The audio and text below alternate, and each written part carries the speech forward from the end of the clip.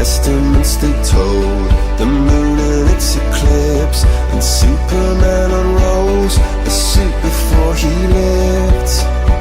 But I'm not the kind of person that it fits. She said, where'd you wanna go?